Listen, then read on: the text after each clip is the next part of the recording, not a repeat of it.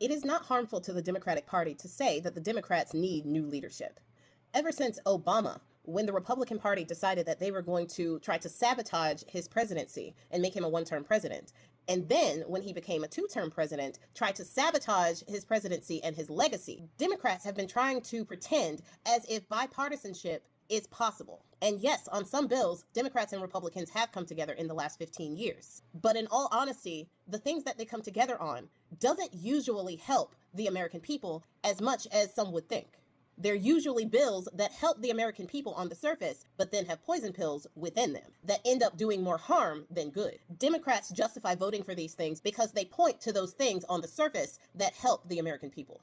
But chipping away at the livelihood of American people and not standing on business when it comes to things like wages or even a woman's right to choose, as well as rights for DV victims, all of these things have been rolled back in the past. The right to get married is a Supreme Court decision, not a law passed in Congress. The right to a woman's bodily autonomy was a Supreme Court decision, not a bill passed in Congress. And even though Congress votes constantly to up their own pay, wages have been stagnant since the early 2000s, even though inflation has gone up exponentially. Education in this country has been a serious problem, with people going into debt just for trying to get an education that is necessary in order to be able to keep up with the industries that actually pay a living wage. For more than a decade, the Republicans have actively been trying to hurt the people, bringing us into multiple recessions since Ford. And yes, Democratic presidents and Democratic Congresses have always worked to create jobs and bring us out of recessions. They don't really do much in terms of human rights. When Obama ran, he ran on Medicare for all. We still don't have it because the Democrats capitulated to all of these things that Republicans wanted, even though they had the House and the Senate at the time. And usually, if there is a government shutdown, it is the Democrats that cave first, just like they did this time. And they do that for asinine reasons and end up putting us in a worse position than we were before the shutdown. So when people like Cory Booker, who stood on the Senate floor for 25 hours and 5 minutes, beating out Strom Thurmond, who had stood for 24 hours and 18 minutes to filibuster civil rights. When Cory Booker broke the record of standing on the Senate floor to fight for Medicaid, he was trying to do something that the Democrats haven't done for a while: sacrifice himself for the betterment of the people. And now Cory Booker, after the capitulation of the Democrats in leadership, he is saying that new leadership is necessary in order for us to fight this fight.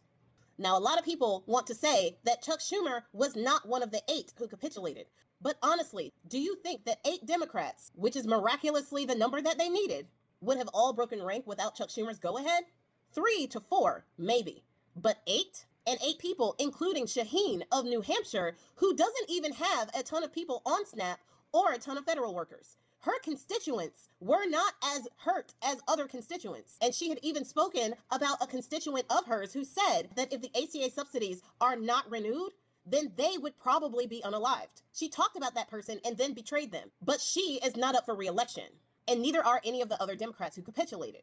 They are either retiring or they're not up for election until 2028 or 2030. And American memories right now are really short. So they are banking on people forgetting what they have done. The whole thing was orchestrated by leadership. And we're not stupid. We're not MAGA. And we can actually think with critical thinking skills about what actually happened there. And Cory Booker's words on his own website talking about how the American people deserve better. And if the Democrats are going to deliver, then new leadership must rise, stand, and fight. He is talking about the fact that the leaders in the Democratic Party were the ones who orchestrated that betrayal.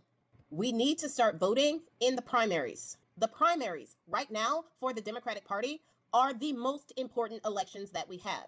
And they are going to be coming up in the next few months or so. So we need to start paying attention to who is actually going to have our back when it comes to fighting this regime and the things that the Republicans want to happen. The Democrats in leadership have lost too many battles, and we really do need to replace our generals and our warrior heads. It's time for us to stop giving them excuses. This is hard.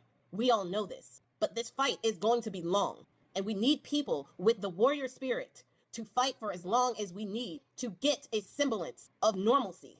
Americans do deserve better, but what we need to do is we need to make sure that we get better.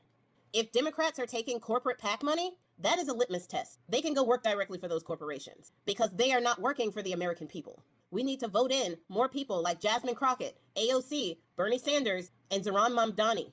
People who are unpaid by corporations and unapologetically for the people. They know what the assignment is. They know their job.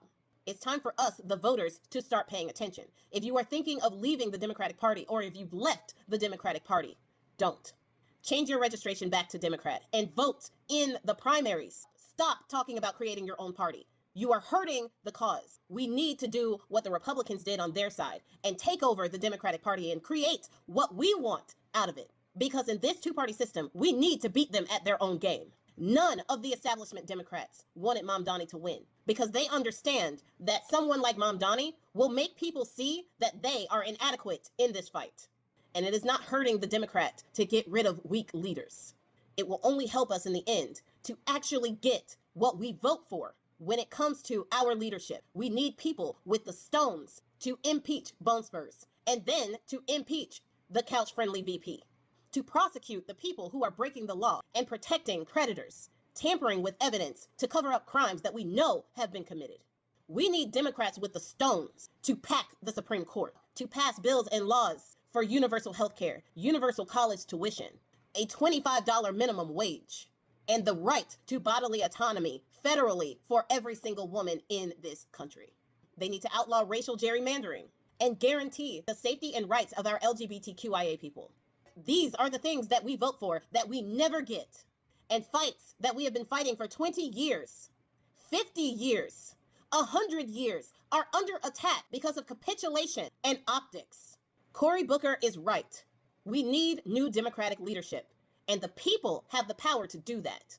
So if you want to be a part of actual change, you need to register in a way where you can vote in the primaries where you are going to make the most impact. Please and thank you.